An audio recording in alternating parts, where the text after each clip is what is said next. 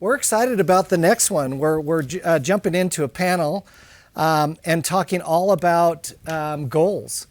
And so goals are so important as a CSM. We talk about we just talked about commercial confidence. I actually believe that this is the means to that ends, is understanding customer goals, managing to them, driving them, and accomplishing them. If we accomplish their goals, then that commercial outcome, that sales outcome will naturally come. So we're excited about this topic. We have an awesome panel led by Leslie on our team. We also have Elizabeth and Guy and Jeremy who will be joining us. So do we have our panel up? Are they online? There she is. Leslie, how are you? Hi, everybody. Good morning. It's good to have you. We wish you were in studio, but we're just happy to see all your smiling faces wherever you are around the world. Yes, absolutely. We are here and we are absolutely representing the global community with this panel. So very excited. Well, thanks. We'll let you take it away. We're excited to hear your thoughts. Okay, awesome. Well, welcome everybody. Good morning, good afternoon, good evening. We are so excited to bring you the first panel of the day. Today, we're going to be talking about setting goals, identifying, managing, and achieving customer outcomes. So probably one of the most important things that we do as customer success managers. And I have a fabulous panel with us today. We have Guy Rahimi, our Enterprise Customer Success Manager from Linear B. I have Jeremy Levin, Strategic Customer Success Manager from G2, and Elizabeth Cortland, who is representing us from a CS Ops side, she's the head of the Customer Success Practice at Uppercut First. So we are so excited to get started here. My name's Leslie Sutton. I'm a Senior Customer Success Manager at Client Success. And we have several questions, but one thing I did want to mention is please drop any questions that you have for the panelists, and we will reserve the last 10 minutes or so for your questions. So without any further ado, we're going to go ahead and get started. So question number one for the panelists. We hear a lot of companies talk about the importance of achieving customer outcomes, but very few folks have mastered the ability to get their customers to really articulate what their goals are. We get a lot of very, very broad answers when we ask those questions. What have you done with your customers to help them, come to the partnership with clear, measurable goals? Elizabeth, this is something you and I spoke about, and you had a really interesting perspective, coming from the ops side. Yes, absolutely. So there is different ways to think, the way to articulate goals. There is a high touch point of view and the digital led point of view. So what we do at Agorapulse from the digital point of view is basically identify the goals that our customers are supposed to achieve with our solutions.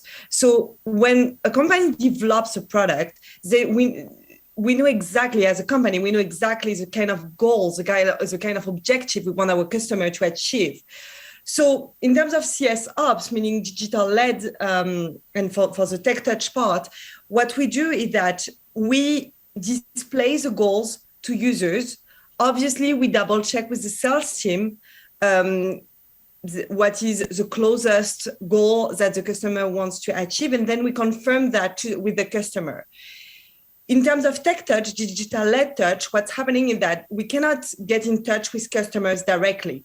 So what's happening is that we can just send them a questionnaire, and based on different questions, we can say, okay, your goal is XYZ, please confirm. Or we can just display the different goals and say, what applies the most to you. So it can be done on the digital-led part very easily, as soon as the customer is aligned with us, and we will discuss that further. Another thing that we can check with the digital-led part is the customer who does not know what the objective is. And in that case, as a company, we need to tell him or her or them what's the strategy and what the goal our customer covers the most. But I'm certain Jeremy has another point of view from the high touch perspective. Elizabeth, one of the things you shared was about how you confirm the goals, how you're running some discovery questions and you're validating those from what you've heard. So my experience, I work with enterprise organizations, and where I look to understand objectives are to my sales counterparts. So as a CSM, I'm coming into the conversation towards the end of that contract signature and reaffirming those objectives. So if I hear their goal is awareness, I was just on a call this morning, literally 30 minutes ago, someone said, I want to improve my awareness. Well, what does awareness mean to you? So through a variety of discovery questions, or similar to Elizabeth, put on that thought leadership hat. And as someone who's been in the space, how can you guide towards SMART goals? How can you guide towards measurable, hard objectives that you can really track month over month? So if we wanted to look at awareness, G2's focus on reviews and review presence. So maybe one of those objectives is to grow your review volume 10%, to improve your NPS score by 5%. Some of these different components are how we take what we hear as their goals at the start of a contract, and we start to quantify them, and then bringing that as our main why to continue on throughout the conversation. Those are such excellent points. Clearly, we all agree, that a solid onboarding is defined by our ability to document what success looks like to our customers. And I think you guys offered some really great tactical points there. Early on in the customer journey, it is easier, to get some of those goals and to really hear from the customer, what they're trying to do. They're very excited. They've just purchased your product or made that decision. But what is your strategy for keeping those goals top of mind? And, assure that they're still relevant and accurate, for that customer throughout their journey. Guy, I know this is something that you excel at. Tell us how you drive goals throughout the customer journey. Yeah, I think it's a great point, because I heard this saying not long ago that data is the new oil. If you have that, you're rich. So I think it helps both you and your customers to deliver with more efficiency and more quality. So we both want to excel here. So you have like a honeymoon part of the, after the selling process. And now it's real life.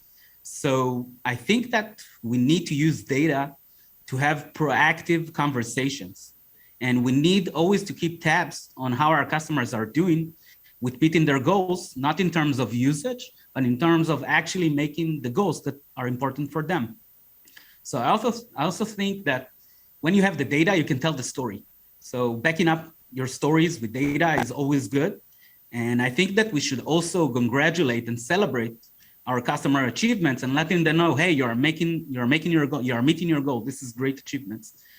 I also believe that another important aspect is keep on reiterating on the goals and revalidate them as we go, because sometimes goal can change. We have dynamic atmosphere and environment. We live in SaaS B2B worlds, and goals tend to change. So it's always important to always keep tabs on that as well. Elizabeth, I think that you have a more tactical approach there. I'm really interested what you have to say there.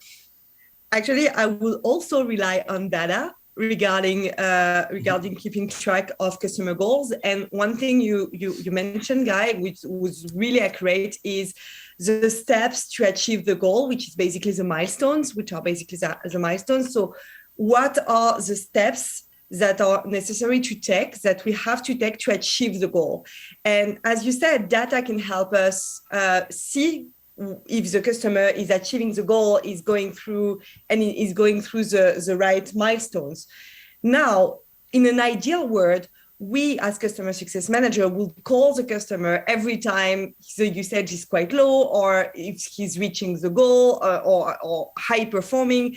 Let's be honest, we don't have time for that. And most of the time we are running after our own time, running after our customers. And if we are lucky enough to have them on the phone, they want to cover other topics. So data can also help us with automation and CSM software, for instance, client success, to achieve our objective by sending customers emails based on the data, based on the usage of the product. You said you wanted to achieve objective A. To achieve objective A, you had to do milestone 1 + 2 + 3.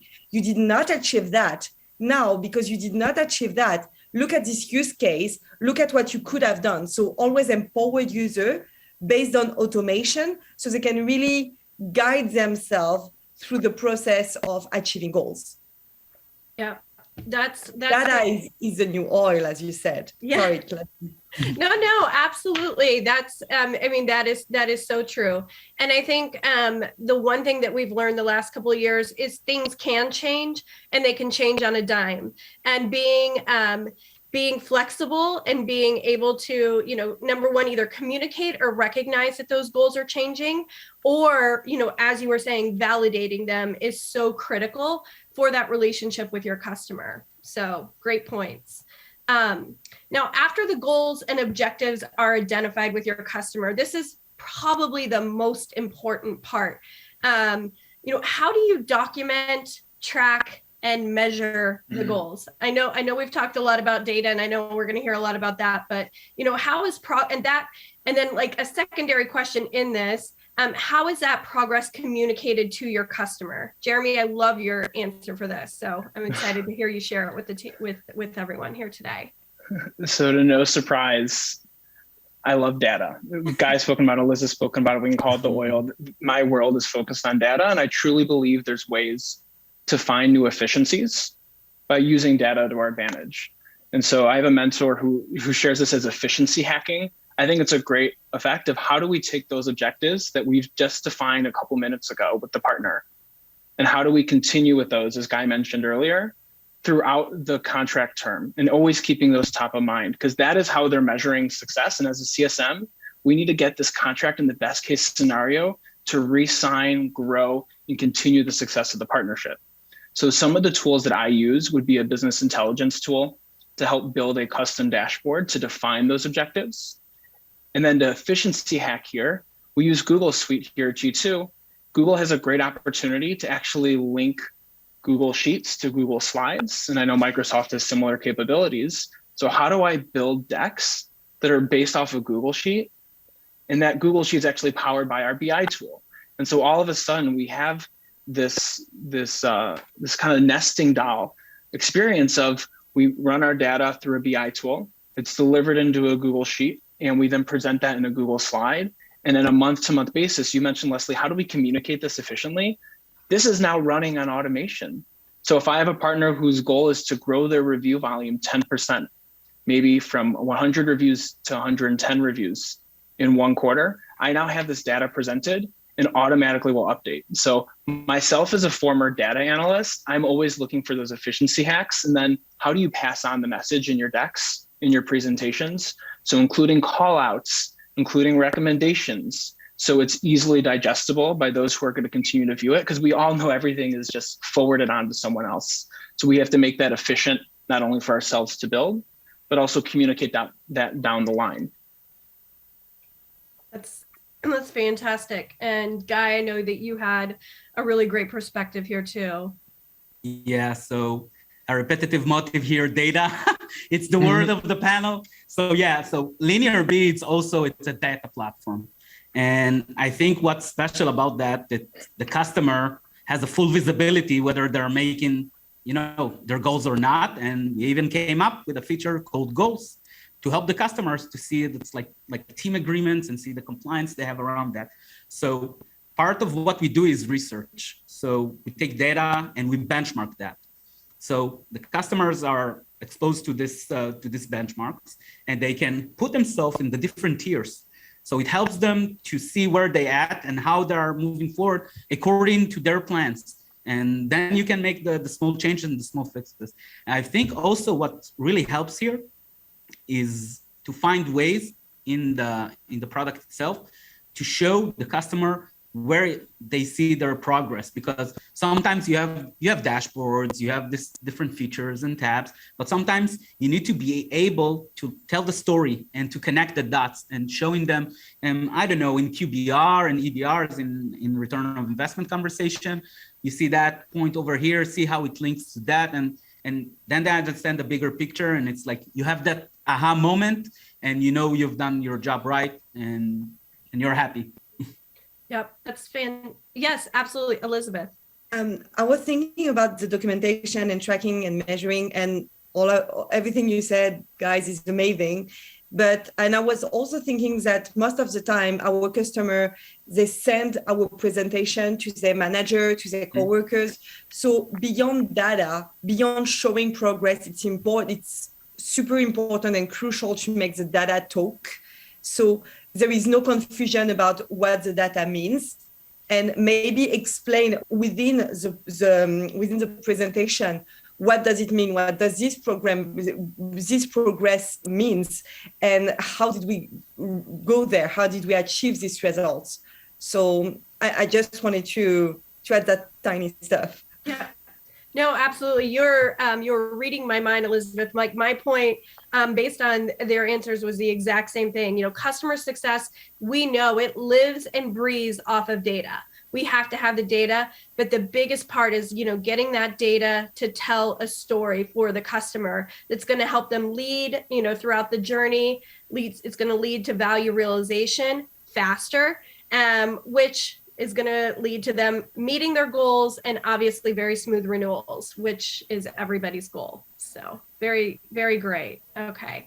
Leslie, I noticed a trend here a little bit, and that there's a lot of individual suggestions here focusing back to thought leadership. And this is where, as CSMs, we really become dangerous. I love this description. You become dangerous. You have someone who's new. The first 30 days, they're finding the bathroom. They're understanding what the solution really is they just signed on for as an employee. Yep. And then that 30 to 60, 60 to 90, you start becoming dangerous in those discovery questions. And so Guy spoke about being a thought leader. How do you then guide your partners where they're confused on some of their objectives, and you remove any agenda you have and you put on your CS partnership, friendship hat, and you want to help them along the way. So I love that we're finding these themes of thought leadership and flexing those discovery skills to help guide, because how great would it be to help a partner, you know, get promoted would be really fun, but to reach their own goals for the investment, to see their own success because of what you've done. So as CSMs, I see that as an entirely, you know, unknown or unspoken skill set, is just being a thought leader and a true, authentic at the foundation partner. Because then this data speaks for itself with time. You're defining the why throughout that process too. It's a great point here. Like, I just have to chime in as well. I love saying that as CSMs, we are experts on our product and also experts on CS and CS best practices. So we know our product, and we know about the onboarding process and later on adoption and value realization.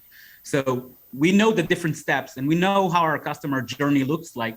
We also know to say, like, their maturity level. Hey, you are now here. I want to help you to get to that point, but let's take it like maybe a bit slower. Or you see like maybe a more matured account that have like maybe a wider understanding and has like already like have the visualization or the vision on where they want to go to. So like, hey, let's go. I'm down for the ride with you. Let's do it together. It's a partnership.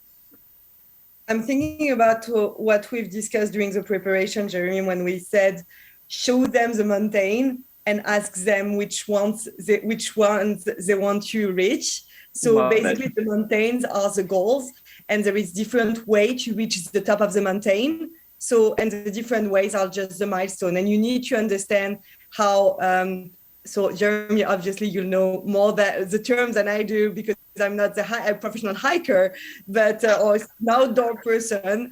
But depending on the maturity of the hiker, you'll take different paths, and that's exactly what it is. I have a peer. This is the last plug I have here to kind of. I will lean into outdoors, and Elizabeth, I love that you brought that up again. I have a peer who calls himself a Sherpa. And, you know, you have all these LinkedIn titles and different varieties. Some of them are factual. Some of them are really funny. I love my peer who uses Sherpa, because truly, Elizabeth, that aligns to you. You have to get to the top of Everest. There's one way to do it, I'm sure, but there's also more efficient and safer ways to do it than just going straight up. And so that's our role. How do we help guide them along the journey so they're not drinking from a fire hose and they're not, there's energy involved. So Elizabeth, I love the outdoor analogy. Thanks for bringing it back up. I love everything that everybody just said. One thing that Guy said really stood out for me, and that is we are experts in customer success. Customer success is not a department. Yes, our organizations all have customer success as a department, but it is a culture. And regardless of who we are working with, who our customers are, customer success is important to them. And being a value to them as a customer success manager, and helping them along that road and showing them what your customer success practice and how it can help them in their organization, I think is one of the things that we absolutely bring value to. So I think those are all such amazing points, and I'm glad we took that little off-road there. Thank you, Jeremy. Okay. All right. So stepping back just a little bit, and I think this is really, really important because we love, rainbows and butterflies, and we love it when our customers hit their goals. But that is not reality. It doesn't always happen. What is your process when the product or service or something comes up short and that goal isn't met? It's not met in the timeline that we set. The specifics aren't met. Maybe tell me about a time when you did have an unmet goal that ended up being a defining moment for that customer. Guy, we talked a lot about this in the prep for this, and I really love what you had to say. Yeah, so I think this is the stage, like this is the part like where I shout out to all the aspiring CS that want to join this amazing community. Like celebrate and own your previous experience. Like I've been talking to teachers, to lawyers, to whatever that want to break into customer success. What you've learned in your past experience can serve you very well, even if you cannot like place your finger on that. So I used to be a defense attaché in the Ministry of Foreign Affairs, and this is where I gained the skill of asking questions and ask a lot of questions until you want to get your answer. You obviously ask it in a polite way, but you do want to get an answer, or you want to help the customer to find their answer, to find their voice. This is how I like to put that. So I think it can happen, but I think that you need to identify with the customer. So I love to start my calls, even like random calls, with an open discussion. How do you feel about this? Because sometimes sentiment has like a big portion of that. Like data can be one thing, but sentiment another thing. So you want to identify whether there is like maybe a problem with the usage, a lack of usage, that they're not using enough, so they cannot reach their goals. There is maybe a gap in adoption, and they're not using the full set of features we have to show them. Or there is a gap on training. Maybe we need to revisit the onboarding process. Maybe we need to do more sessions. Or any additional context, and this is really important, that the customer is willing to share with us is critical.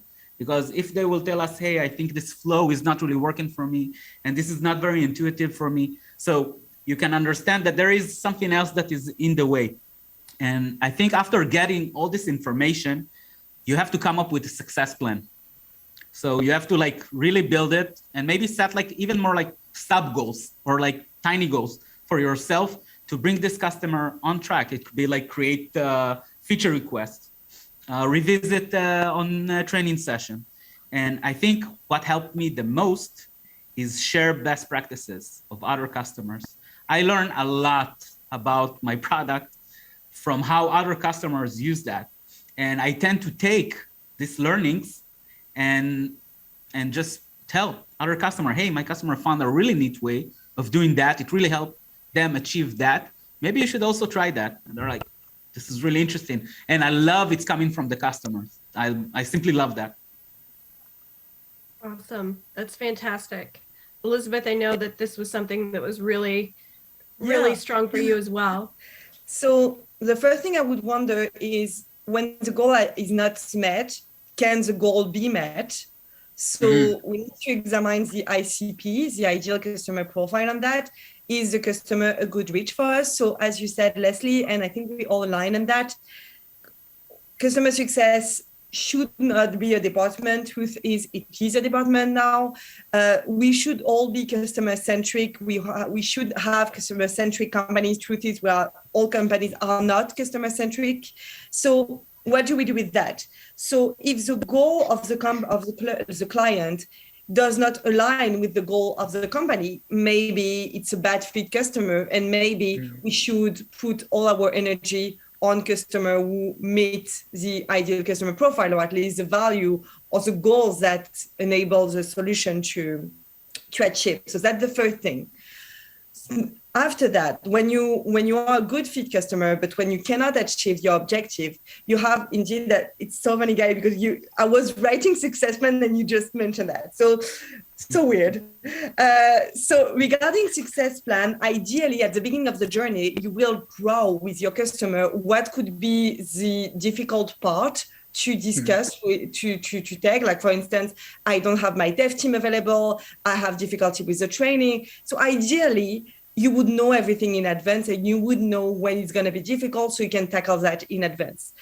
Obviously, and truth is, it's not the case. And sometimes you have, and most of the time, you have difficulties that you are meeting that you did not plan. So what do you do with that? And how do you identify this? Well, first, data again, thanks to usage, you can identify when the use case or when the milestones are not met, and therefore say, hey, do you have difficulties on that? And CSRs, automation, customer success managers can help you with that. So as soon as we identify that the action do not meet the goal, the milestone we define, you can just be proactive and say, hey, you said you wanted to do that. You did not achieve that. Why? Guy, I love what you said regarding the use case. We realize that some people who do not achieve these goals, they may have this or this and this issue. So you enable the customer to say, okay, you know what, you're right. This is the plan, like this is the situation number 2. So they don't have to say, no, everything is going well, and just lie to you because they don't want to tell you the truth, which obviously can happen. And in order to put them back on track, what could be very useful, and I am sorry, I'm going to steal what you said again, it's the use case. The customer who did not succeed, in order to succeed, they did this and this and this. And you draw the picture for them and you articulate the journey for them, thanks to the success plan, in order for them to have visibility and understand what's going on. Nothing is scarier than no transparency. So be transparent with your client. Tell them, okay, you have an issue. The good news is that we are both aware that there is an issue and we're going to fix that together. So this is what we're going to discuss what's going on. I'm going to explain you how other customers who face the exact same issue went back on track, and you're going to share a use case. I'm certain, Jeremy, I see you want to share. I know for time, I just want to plus one with the concept here that it's okay not to reach a goal. That's why we set goals. So you can see them, you can measure towards them and redirect. Elizabeth, exactly what you said. Maybe it's the wrong goal. Maybe as a thought leader, you're guiding them using the best practices that Guy just shared from one partner to another. And that may not be applicable for that partner. There might be some nuances to their industry, to their role, to their team setup, their budget. They may not be able to hit the exact same goal. And so that's okay. Use that to learn, adapt, and try again. And learn, adapt, and try again. That is from a career perspective for those trying to move into the CS world. You take those skill sets that Guy said before. Guy was like managing satellites in space. Is that remotely related to customer success? We're spinsters, we pivot. So how do you take that and learn, adapt, and try again? So that's the only thing I want to plus one, Elizabeth. I love the recognition. It's okay to fail and adapt. Yeah, absolutely. It's about having those tough conversations.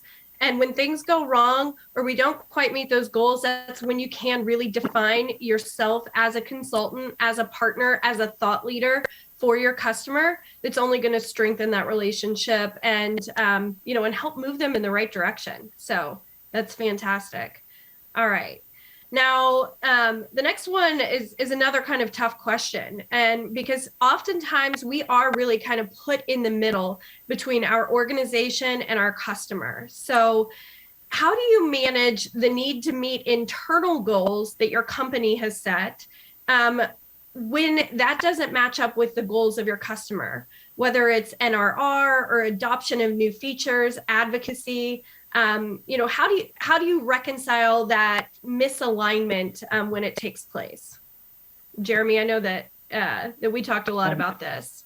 Yeah, I'm happy to start. I think this aligns to a little bit of who you are and who your book is and what that value is to you. My CSM philosophy, and I share this with any new team, is to be an extension of their team. I don't want to be seen as a vendor. I would love if I can include it in their Slack workspace if we are in a texting relationship. I want to respect boundaries. I also want to be there to help them out and to be leaned onto for support. That foundation of trust really helps to establish the authenticity we spoke about earlier, that you are a thought leader in the industry and not just the third-party vendor. So to me, one way where I then have to align internal priorities to my client's priorities is CSMs are advocates. A client needs a feature that Guy spoke about earlier. You go to your product team. There's a marketing miscommunication. You go to marketing ops. We are that advocate and that conduit for our clients internally. So I measured on adoption. Like many CSMs, how often are users getting in our product? There's a handful of other features that we calculate in that health score. And one of those are how often are users using the tool? And so one authentic way for me to get users into the tool is, instead of me demoing on a client conversation, I may actually just have the client demo. I will share the link with them. I'll ask them to share their screen and close out of their bank statements and the Cubs scores and the football updates, and actually have them share their screen. And does two things. One, it helps reach the goal for me of adoption because they're an active user. And two, for the partner, that's an active click. That is muscle memory. They are now becoming more familiar. And so I am taking my goal of building relationships and helping a partner be a little bit more self-sufficient as well, and my internal objective of adoption. And so both of those now are a 1-2 punch to help align my values as well as helping the client's goal. So you find your own nuance, and as CSMs, it's all trust. We are in the people business. Where the great resignation is real, I have partners leaving vendor A and going to vendor B and reaching out on LinkedIn to continue working together. That's not their vendor. That's not the company who cares. That's the individual. Those are the relationships with CSMs that we build. So if you're trying to come into the CS space, keep in mind, this is all personal. Empathy, especially in the last few years, is so important, and how you align what your company needs you to do to how you bring your own voice that everyone here has spoken about, how you bring that authenticity back into the picture.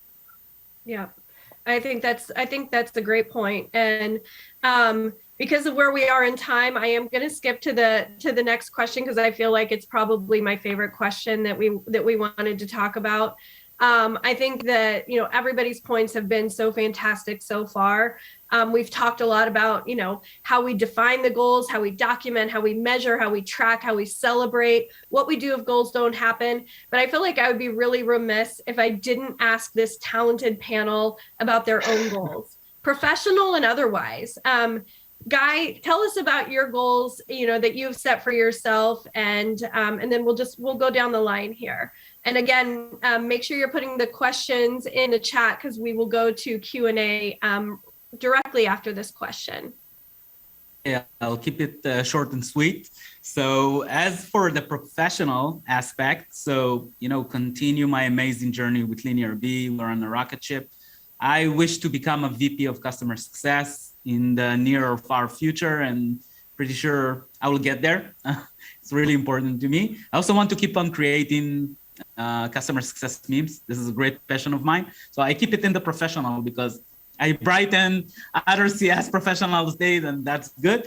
So for the personal one, I think that this is might be like other people can also relate. It's like to maintain a better life-work balance, because we want to see our customer success. Sometimes we dive head deep into that, and just like setting the right hey, this is where I stop. This is where I zone out and go do my own things and put time, invest in myself.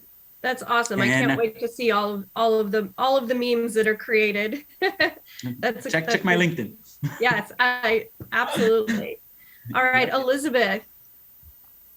Sure. So my professional goal is very linked to my job as a CS Ops. I recently discovered world of CS Ops and how to make life of customer success easier by automating bunch of stuff so they can focus on what's matter. So it seems like a Pandora box. I'm taking tons of training to master that. And that's actually my professional goal by the end of the year, to master all the automation and make a significant difference and be able to measure the amount of time, the amount of stress I've saved for the customer success team at Agora Pulse.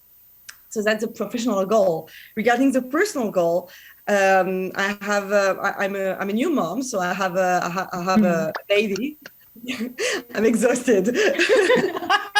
You look great, though. You look great. Thriving. Makeup. So my personal goal is to spend more quality time with my family, meaning not spending time with my baby and try not to hear him scream or yell at me. It's more like putting down the phone and spend quality time with him. So just with him and my husband. Awesome. That's fantastic. Jeremy? And I'll close echoing similarly. I'm looking to grow in the CS space. I love how green this is and how much opportunity. And one of my goals this year in particular is how do we take success from the books that we work on today and build those into playbooks as G2 scales and grows, having more of those strategic guides that if you have this goal, try this playbook, is something I'm looking to build out as one of my professional goals. On the personal side, I have 4 weeks left in my 2-year MBA program. I'm in my final capstone, and my goal this summer is just to treat myself a little bit as we spoke about work-life balance. I don't have evenings in class anymore, and so I'm hoping to use that time to really enjoy summertime Chicago, enjoy beach time and biking and outdoors time with family and friends. All right. Well, congratulations. That is such a great goal. Myself, I'll just mention really quickly, professionally, I want to continue to build my brand within the customer success community. And I love mentoring new customer success managers. If there's anyone out there that's looking for support or to grow, I am open to all communication. Feel free to reach out to me on LinkedIn. And my personal goal is to continue my passion for travel with my daughter. I've taken her somewhere new every single year, and that's something that we're going to continue to do. So I want to open it up to the questions now. We have quite a few questions here, so I'm going to try to get to as many as possible in the time that we have left. So Amber asked, is there a recommended training or resource for learning Excel to utilize for showing data, reports, and tracking outcomes? This is a great question. And I'll let anyone on the panel. I am self-taught in Excel and probably very poorly, but, just kind of learned by, by doing. But does anybody have a great resource for Amber? I can jump in. Okay. The Amber, it's a great question, and Excel can be really, really scary, especially when there's people who think in a Word document, people who think in PowerPoints, and people who think in Excel. I think in Excel. So when I travel, Leslie spoke about travel, everything is planned in Excel. It's also my CSM coming out a little bit and project managing everything, but that's kind of life. You learn to check it at the door. But to Excel, there are great resources. LinkedIn Learning, I'm a huge fan of, and also tapping into mentors internally that could support you. If you are looking for where to focus in Excel, I'd say there's 3 areas that make you as a CSM dangerous. I'm going to use that term again. It makes you powerful, and that you can take a 2,000 row data set, a 200,000 row data set, and analyze it. And so that's going to be a pivot table, how to use VLOOKUPs, and becoming familiar with the ribbon at the very top. If you can understand those few things, I know it sounds like a lot, that's going to make you dangerous in your conversations to pull a data set and in real time, run a pivot table. Show the client, show your partners your data savviness, and build outputs that you can then build into recommendations. So pivot, VLOOKUP, and just becoming familiar. Okay, awesome. That's great. Anybody else have a resource specific for Excel? I know I always just went to the person in my organization that was really good at it, and I would see them do something. I remember, it was many, many years ago, but the first time I saw somebody do a pivot table, I'm like, oh, show me how to do that. And then the VLOOKUP, and then you just, you learn by repetition. And maybe I don't do it the most efficient way, but learning a tool like that is definitely important. Elizabeth, I have a question here that I think would make a lot of sense for you. So Debbie asked, we have a lot of customers. Okay, sorry, it jumped on me. We have a lot of customers in product that she supports that are one to many. What is the best way to set up goals with this group of customers when you can't interact with them, each of them on a one-on-one basis? Debbie, right? Yes. Okay, Debbie, thank you so much for asking the question, because it was a talking point in my first question and I forgot to mention that. But thank you so much. So for one-to-many customer success management, I would strongly advise you to use a form and a decision tree, more especially a decision tree. So you can build that on Typeform. And to jump on the previous question, I'm in love with Airtable. It's the best invention ever.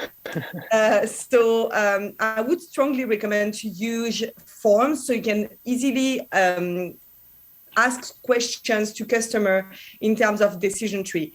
What kind of organization do you have? What kind of issue do you have? And question after question, you refine the need, and based on that, you can either say thank you and then you provide an answer via email, or you can just push the email at the end, push the answer, or the understanding at the journey to be led according to the goal at the end of the form. Now, what's super important is to not lose answers providing within the form as the decision tree, and push that again within your CRM, within your CS platform, so you can easily find everything after and articulate the milestones.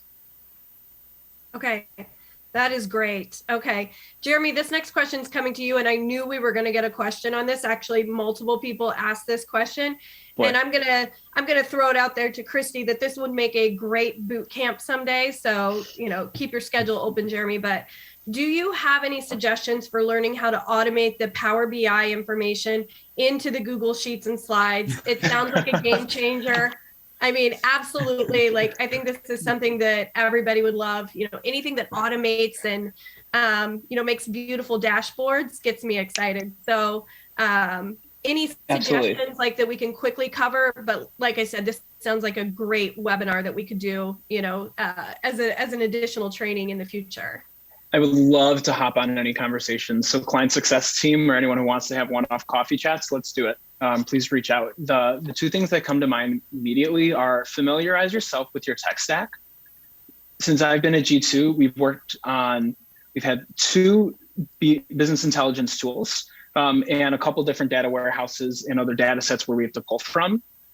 How do you use those tools? So Looker is going to be different than Tableau, than Power BI, than Domo. These are all different solutions with different features and different packages. So with Looker, I can automate to a Google Sheet. I can then build Google Sheets that are based on data and run queries and run formulas on that data. So the second suggestion here on automation is everything you build should be copy and pastable. That is my approach as a CSM, that we work with many products, we work with many clients and vendors and offerings. We sometimes want to share that success and don't want to customize everything. And there are some areas you have to customize, but how do you build a dashboard that runs calculations off a data set? You can copy and paste that spreadsheet and just change out the data set. Automation, there you go.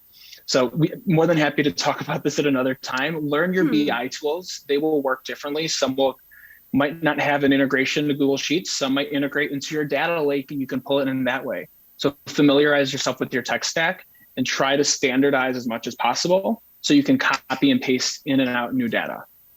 I love that. Thank you, Jeremy. And we'll be talking for sure. Let's do it. Let's go. Okay. Guy, I think that this next question is built for you because, some of the things that we've talked about, but what's the best approach to engage the unengaged customers? How do you get the ones that don't want to talk to you? We have to be creative as customer success managers sometimes, but what's your and this was Ash that asked this question. Yeah, so Ash, this is a great question. That was something on my mind for a very long time. So as customer success managers, sometimes we get to onboard our customers. Sometimes they're being transitioned to us in different stages of the onboarding process. And sometimes there is a relationship, sometimes there isn't. So I think you have to try, first of all, multi-thread. So don't only hang on your champion or like your main point of contact to be able to deliver you, because they sometimes leave, and that is okay. We know that people are being poached, and people change jobs. So yeah, multi-threading, being able to find the power users. So if you have like a third-party tool that tells you, hey, like this specific user is using a lot, so maybe try to climb up the ladder. Maybe say like, hey, I see that you're using, want to jump to a one-on-one call. I want to show you like our new beta feature. I want to get some of your feedback. That always helped. I found LinkedIn very helpful, actually. Like, I like, first thing I do with every new customer I have, I follow their company and I ask to connect with the people I work with. This is another great way of like, making wins. And I think you need to try to like different approaches. Like you can use Slack, you can use email, know when to use which tool. And in the end, you will be able to make that, you will find your link. In the end, you'll make it happen, I'm sure. Yeah, no, absolutely. You got to get creative for the ones that are tough. That's for sure. All right. Gary asks, for new CSMs and CS teams, what are some common things that are missed when figuring out goals for a customer? Can you repeat the question? Sure. For new CSM, so we have a lot of people, joining us today that, they're brand new to customer success and they're still figuring some of this out. What are some common things that maybe you feel like you missed early on in your career, when figuring out goals for a customer? I know for me personally, it was thinking that all customers were the same. And, if I worked with this customer that seemed like, a very similar company, then of course their goals would be the same and my best practices.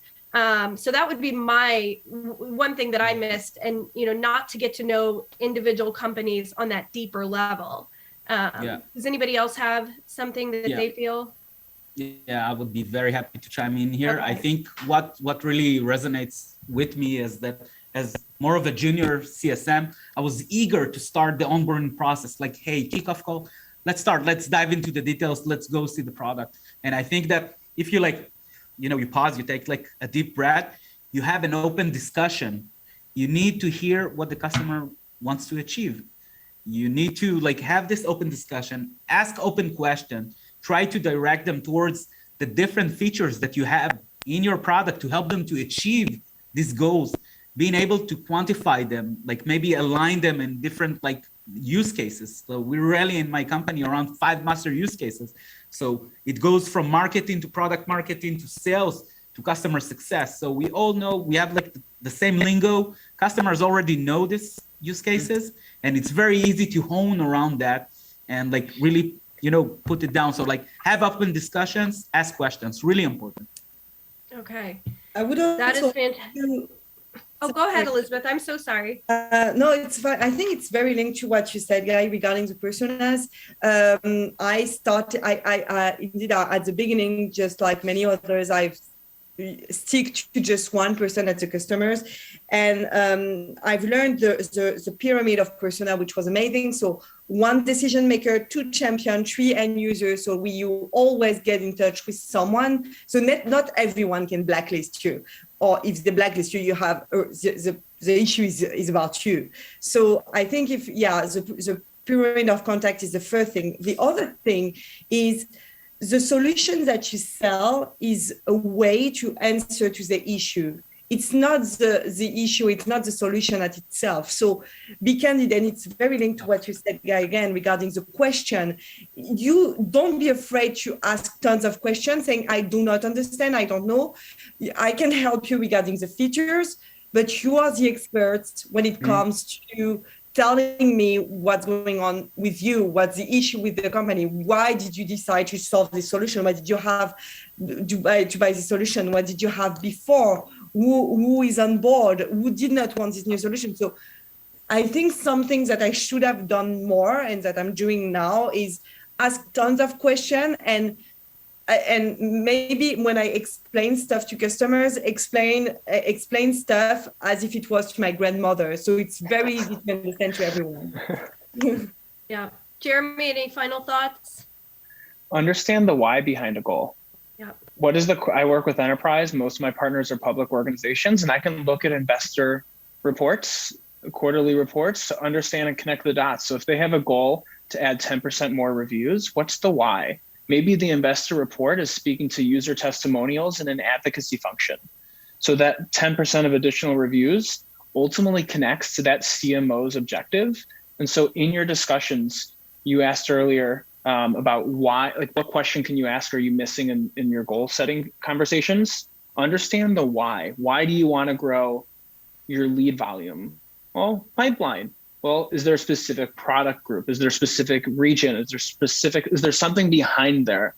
So keep teasing out the questions with some discovery work, just to see if you can connect the dots elsewhere and use that thought leadership cap to help them connect those dots.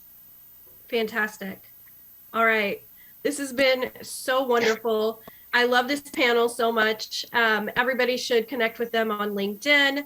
I hope everybody got a lot out of it. The questions were fantastic. Elizabeth, Guy, Jeremy, thank you. We are going to send it back to Christy and Dave in the studio. And I hope you guys enjoy the rest of the day. So Thanks, Leslie. Kick it off. All right. Bye. Thank you, everyone. Bye-bye.